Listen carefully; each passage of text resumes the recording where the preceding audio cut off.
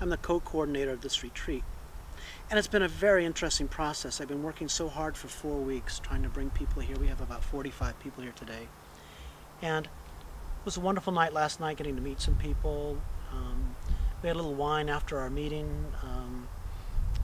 Just nice, pleasant chat.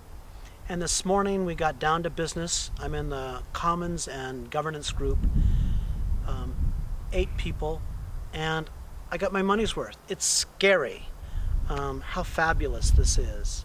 And yeah, I've had my 2 cups of coffee, which is pretty unusual, but the people in the room and people who bring so much to the table, and you hear the word collaboration, you hear the word synthesis, it's happening big time in our group. It's just fabulous. And I feel like our work is almost done. And here it is, about 11 o'clock. We've met for 1 hour last night, a couple hours this morning, and I think we've hit a solution. And we already know what our action steps are going to be. And it's about looking back at the Constitution of Vermont. It's a wonderful document. It's got some flaws. But right now, the federal government and the big corporations rule the land. And basically, we'd like to go back and take a look at what's been going on in terms of Vermont's participation in America. And go back and take a look and see in how many ways the Vermont Constitution has been violated. And so this group comes up with the National Guard. They're somewhere else in Afghanistan and Iraq. Who took over the National Guard? Who took over the banking system? That's supposed to be a state right, just like the National Guard is like a state right.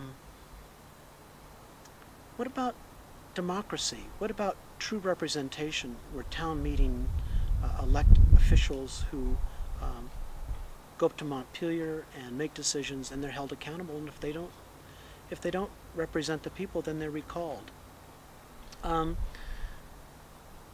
What about the corporate personhood?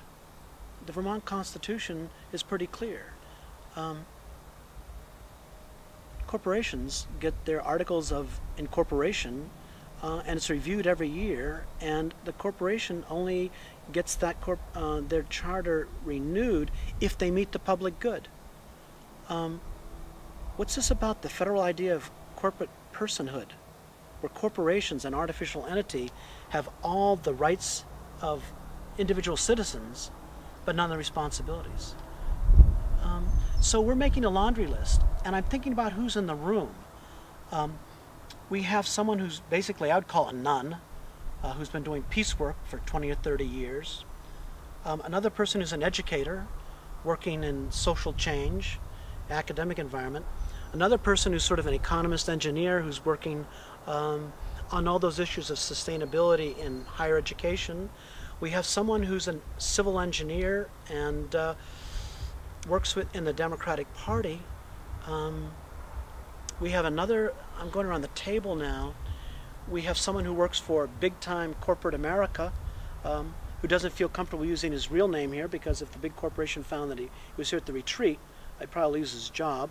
And then we have a professional activist, political person who's a fabulous fellow who's in the second half of his life, and a young school teacher, somebody who teaches 8th grade science. And you know, I'm a college professor. My deal is energy, national energy policy, and local solutions. But it's fascinating for this group of people to come together. Only a few of us have met one another, and we're rocking and rolling. So after basically 3 hours, we're going to reconstitute the Council of Censors. That group of people, 13, who every 7 years would meet and review the status of all the laws and legislation and the status of the Constitution, to deem whether or not the original Constitution has been followed, whether the original Constitution needs to be amended. It's basically a group with higher moral authority. And that was disbanded sometime in the 1800s. We're going to bring it back. And it's going to be a fabulous format to follow up on that, and to go have a group of people, you don't know who yet, to take a look at what's going on in the political landscape, the economic, political, social landscape, and to find out what really is in violation of the Vermont Constitution. Perhaps we'll call for another Vermont Constitution Convention and reaffirm the right of Vermonters to have their own constitution and to follow the rule of their law and their moral authority. And it's time for citizens to, become citizens again and not just consumers. So it's 11 o'clock. I'm feeling pretty full. I think I'd like to have a cup of tea, have an apple, and spend a few minutes alone before I go back in the group. It's been a pretty intense process. But it's fabulous. It's really reaffirmed my trust in people. Yeah.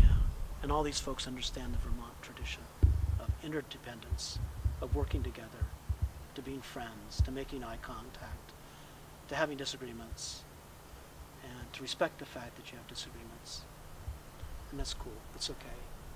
And in the process, you're going to stir the pot and create something really, really good. So I'm pumped up. And I hope I get to talk again. And I'd like to thank Alex for filming. He's done a terrific job. He's a bright spirit.